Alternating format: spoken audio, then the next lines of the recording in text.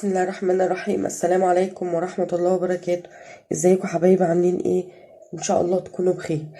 زي ما انتوا شايفين كده النهاردة ان شاء الله هنعمل مع بعض عدس مغروف. يعني ايه عدس مغروف؟ يعني احنا مش هنعمل له شعرية او شوربة زي ما كنا عاملين المرة اللي فاتت. المرة دي انا سلقت معاكم العدس قبل كده. بتجيبي الحلة بتحطي فيها العدس وبصل وتوم وجزر وطماطم، نسبة وتناسب على قد ما هتعملي العدس على قد ما هتحطي له الاضافات دي. تمام. وهتحطي عليه ميه وتولعي عليه وتسيبيه بقى يتسلق خالص لحد ما كل الحاجه اللي انت حطاها تتسلق، يعني تقطعي بالمعلقه كده، تبقى سهله قوي بالنسبه لي، ما يبقاش فيها اي صعوبه. تمام. وبعد كده سبت العدس ده شويه وضربته في الخلاط، ما عملتش اكتر من كده زي ما انتوا شايفين كده قدامكم. والحله بقى اللي انا سلقت فيها العدس غسلتها، وطبعا ده انا ما قلتلكوش، ده بصل انا مقطعاه حلقات زي ما انتوا شايفين كده، ورش عليه دقيق مجهزاه عشان هعمله تقليه احطه على وش العدس. يلا بقى بينا. بصوا بقى يا حبايبي، الحله انا حطيت فيها زيت وحطيت البصل يتحمر، اللي هو اللي انا هعمله تقليه. ما تكتريش الزيت قوي عشان خاطر الزيت ده انا بعد كده هستخدمه في العدس زي ما انتوا شايفين كده، ياخد بقى الدرجه الحلوه اللي احنا بنحبها، اللي هو اللون العسلي الحلو. وبعد كده هشيله من الزيت. بصوا بقى الدرجه دي كده حلوه قوي. هشيل بقى البصل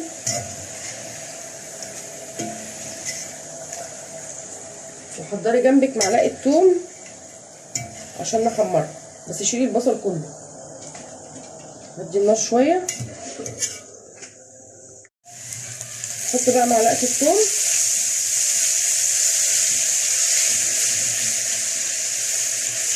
برضو، خلي بالك منها.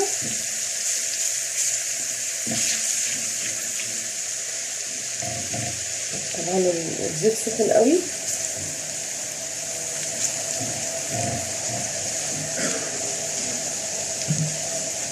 العدس جاهز جنبك، ما تقلقيش من البصل ده بس عشان تاخد درجه حلوه، ما يبقاش التوم ناي. وبعدين لما تتقل هتدي طعم حلو كمان للعدس. ماشي، بس الدرجه بتاعتها.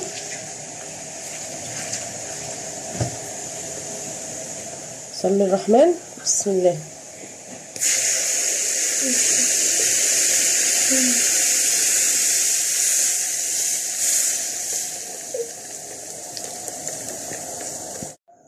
بصوا بقى حبايبي، خلاص احنا حطينا العدس.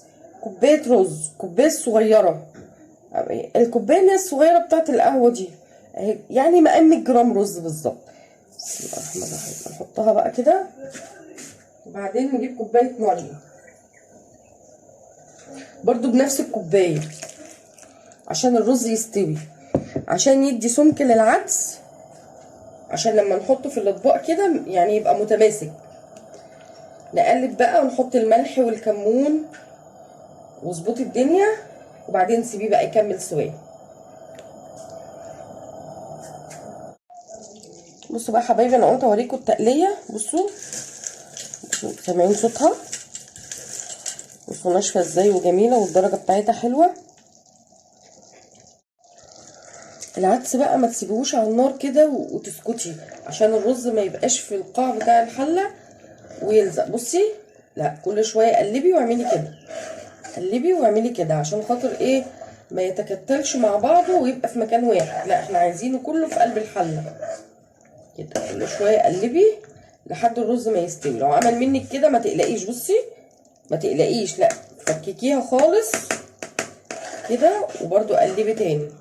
دي حته بصل، ما الرز ما مشطش ولا حاجه، دي حته بصل من اللي احنا كنا مقليينها بتاعه التقليه. تفضلي بقى تقلبي كده.